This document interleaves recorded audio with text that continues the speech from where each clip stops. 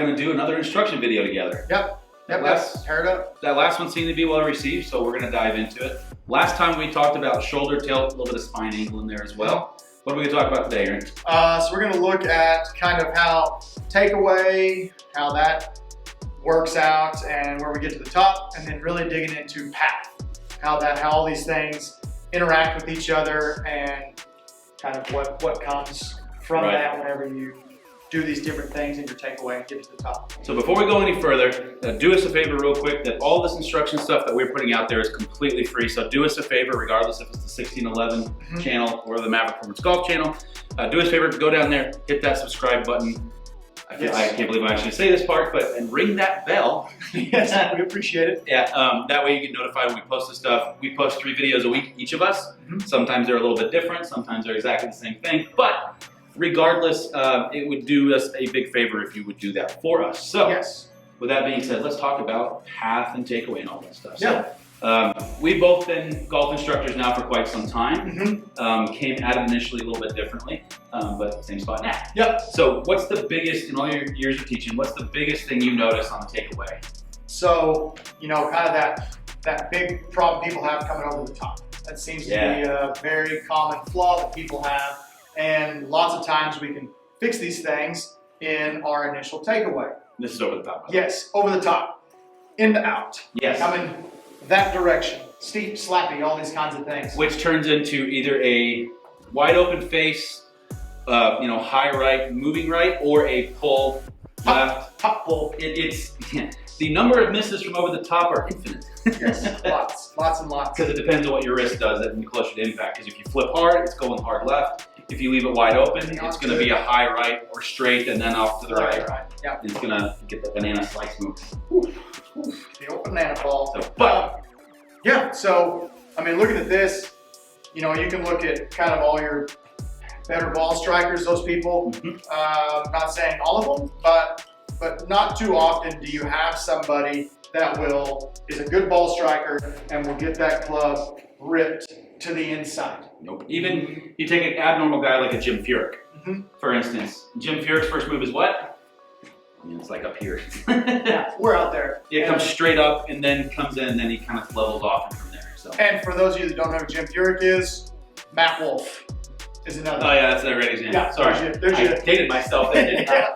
So we get those young guns on there, but a Matt Wolf where it's, he does his little move for his impact stuff, but then club comes vertical. You can get away with a more vertical, more outside takeaway, but it's really hard to overcome an inside takeaway is what we're essentially getting at. And then it also goes back to some of the stuff we talked about last time with the flat shoulder. Get the club inside, we get it inside, there those shoulders go, flap this away, and it's just hard. Check that video out now if you're in the middle of this. In fact, if you click on that link right now, which will come across the screen at the top, it'll queue up that video. You can watch it and come right back to this one because it'll be just in the other window you came from.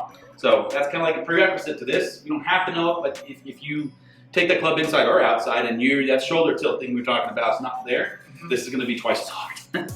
Very, very difficult. But when we're looking at that, we're talking about the club head staying outside your hands, not getting club head back this way, or pulling hands and getting club head over there. And I was about to ask you, what do you think the number one thing is, at least in my opinion, that causes that club to come in? What's that first move like that people do? I see a lot of like left shoulder, horizontal bail out with the left shoulder. I was gonna say, I've seen it too where some guys will come in with their wrist and they'll just hinge immediately, flip it, and when they take it away, you're already in a bad position. You've got it. They get this kind of set here, where they do that, and then they get that kind of a move, and then they go to take it back, and it's gone. Right. And realistically, what we're talking about too is when if you don't mind example for me, if you take that, suck that thing inside the wrist angle, and then take it all the way to the top of your swing for me. When you get there, notice real quick that elbow, the way they look like chicken wing. Yeah, little chicken wing. But now, no matter what he does, the only way he can come down at that point, so if he starts his downswing slowly, now he has to come outside. Now look, now when he starts the rest of his swing in, all of a sudden he's cutting across that ball just to get back to it. So that's kind of the cause and reaction here. So how do we get people to fix that? Yeah, so let's get a feeling of, I tell people you've set, when you get set right here, you've kind of set yourself a little bit of an angle Yep. right there. And as I take it back, I want to kind of feel like I'm just holding that angle that I initially started and call it the first 2-3 feet of the backswing. Yeah. I'm not losing those angles. That's a great one. The other one that's a popular one is the triangle idea. So if you look at Aaron's chest here, if you draw lines between his Shoulders.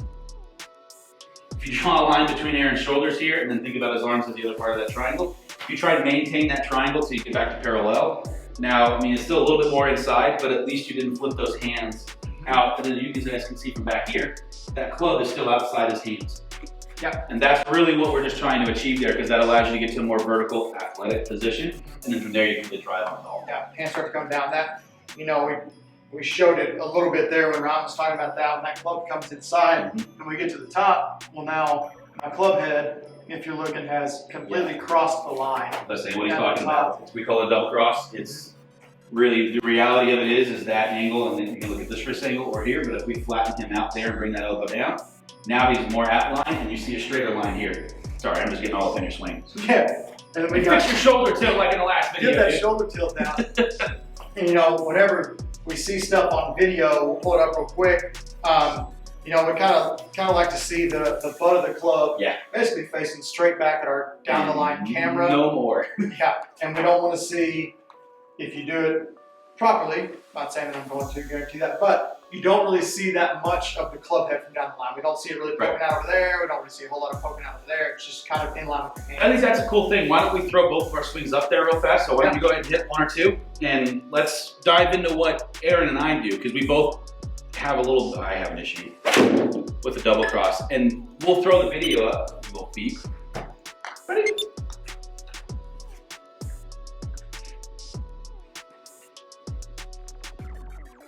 And something I've been working on too is to get a little more vertical, and I was a little laid off right there. And this is going to be a whole lot. Shit. You should have put the mics on. This is going to be a whole lot of voiceover, but one of the things that, and you can come draw some lines on here if you prefer to, but one of the things I initially do is I want to get that shaft line up there, and I like to throw one on the shoulders. It's in about that same. I don't know what other lines you prefer. I mean, if we're talking about spine angle and stuff, I throw another line up there, but that's really the two I use for this. Especially that shaft line coming, looking at what that angle is as you go back, so you can kind of see your hand path and club. And what we're talking about is, as Aaron takes that club away, you can see how that club head is outside now, almost in line with that other line. See right there. But so his club head's essentially right there, and obviously his hands. Son of a. There we go. With his hands being there. That might be a little excessive.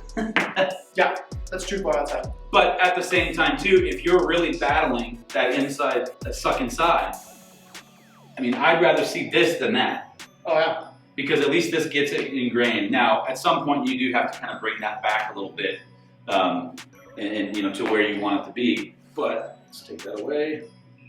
And then as Aaron gets to the top, you can see, like we just talked about. So, Aaron, what are you battling right now?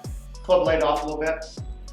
Like that? Yeah. So Aaron just said, obviously you can see the butt of the grip, but the second part of that was you shouldn't really be able to see so much of the club head. Obviously your club head's a little bit to the left there of your hands. So what is that going to do to your swing? Well, when you start to come down, what's the reaction there?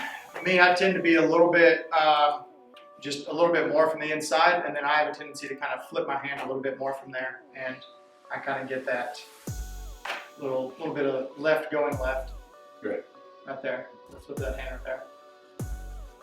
And I will say we are nitpicking. Yeah. I mean, that's a pretty big nitpick, but obviously if you're looking at the screen there, we'll put the whole screen, not just the video portion of it up. I mean, you only missed that by what, about 5 yards left? Yeah. That's still putting for birdie. Yeah. Still got to look at it. Right, but again, from the amateur standpoint, if you can replicate those hands being way outside there, it's especially if you're that guy that sucks it back inside so hard. Tucks that, trying to get that tucked elbow when you go back. That's another big one. I don't know what you say, but personally, when I talk about that coming back, I always tell people, like, listen, you want your elbow down, but if it's right up against you, it's not, as long as it's not this way. Yeah. And I kind of relate a lot to your wrist angle when you do that. So obviously it's set up, but once you get the parallel, I always tell people, I want that wrist to be out or up. And I don't really want up, but there I want it out, and as we rotate through, it's still kind of up over there. If that wrist comes down, we're in bad shape. Yeah, you get things going. You notice, it's not the wrist doing it so much, it's that right arm. That elbow, yeah, elbow forces it in. Right, all right. I have the boys there. Yeah, see what happens. I got this. Just keep on. Close face. Boom, not after that. Yeah, I'm fatter than you. fairly identical shots there. So see, there, Ryan does it. Yeah, we were let you talking about. run the computer for a minute. Just make sure and turn your head a little bit so you can, that's why I stood where I stood. So the mic can try and pick you up as much as possible. So whenever Ryan was talking about those lines, so if we do the same lines on Ryan right here. Mine intersects a larger mass than yours did. Gonna go that way. Not very good at drawing lines. Wow! Let's go ahead and redo. It's Aaron's first time using technology. We're gonna give him a little bit of a break. We've done this before. So again, Ryan did a better job of Thank you. keeping hands and Shep on that line. Move to the top, we get vertical, good to go, and then we can see right here what I was talking about at the top is butt of the club facing right back, and we don't see any golf club anywhere around those hands. So that means that the club is relatively straight back in line. First swing of the day. I don't know what happened there. That's nice and stiff until it gets overextended on the backside as I loosen up, and all of a sudden it's down. We need to get wrapped around our head a little bit. John Daly action. I mean, I look like John Daly. I might as well swing like him, right? Yeah, jump in there and rip it. Please don't do that. Don't swing like John Daly. It's a miracle he's still standing upright. Yeah, so my biggest issue when I come down is not so much, I do have a tendency to get inside like Aaron does. Apparently I'm grunting at something too. And then I sit right there, you kind of see that, versus rotating a little bit more. Yeah, lower body through more. Again, that's my issue, and then I have a tendency to get a little flippy at impact and close it like you did. Again, we're nitpicking, we almost had identical shots there. I don't know how far you hit yours, but I think I might have hit mine shorter actually. I mean, I'll take a 183 7-iron. Yeah. Your 7-iron, not even my 7-iron. Soft 7. So, but yeah, let's get my chunky butt off that screen as quickly as physically possible. What are you talking about? Yeah, you can see the love handles extruding from my belt. My belt is screaming right there. Yeah, it's holding on. For dear life. Anyway, so let us know what your issue is, because if you leave a comment on one of these videos, we will prioritize it. Yes, we'll move it up. If you have something that you'd like to see, a question, possibly an issue that you think you have, hey, send it over, let us know. I think one of the other things too that especially I see with people that whenever they're all the plethora of videos that are out there, there's some people like misdiagnosing yourself. Oh God. So that's something that I see more common than anything else is somebody coming in like, oh, I'm over the top, I'm over the top, I'm over the top. And then they come in, they're not really over the top, they're actually inside, but they're leaving the club face open. Yeah. But then they sit there and they see something that says, hey, if you're over the top, you need to do this, which, yeah, I mean, absolutely, right here, if you're over the top, this would probably be a good thing to fix it. Right. But if you don't have another set of eyes, or a pro, or somebody helping you out, like to say, and be hey, careful. Here's... You say other set of eyes, be careful with that, because you might get information that A, you don't need or want. Yeah. And I say that in terms of, this is where I would actually say, get professional help. Yes. Find a golf professional in some capacity. Just make sure they have some version of credentials. Like for you, you're TPI certified, or name them all. You got more than I do. Yeah. K-Vest. Run through, yeah. TrackMan and K-Vest and TPI and pretty much everything but PGA. Yeah. And that's the only thing I have. So I'm a PGA professional. So, but we've both been through extensive training because it's not just, I think the big thing that people forget sometimes in golf instruction, it's not just about the golf swing. I can go find any tour pro that they know what they're talking about. Yeah. And that's not the concern. But learning how to teach people something, being able to when you start talking about cognitive learning and you start diving into that aspect of it. Being able to be relatable Right. to somebody and have something that makes sense, and I mean really to keep it as simple as possible. So I mean you could sit here and start diving into numbers and check out another video that we have coming out about some stereotypes. But sitting here and putting all 27 data points that TrackMan has on there serves absolutely nobody needs to listen. Yeah. And get video. And in fact, get video. When you see the screen that we're looking at, we always have anywhere from 4 to 8 numbers up there. When I'm teaching a beginner or a first timer, I don't have anything up there.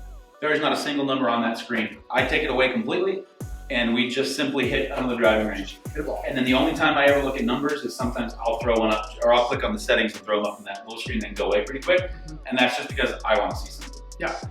So, or I'll confuse them and put up that swing pad view.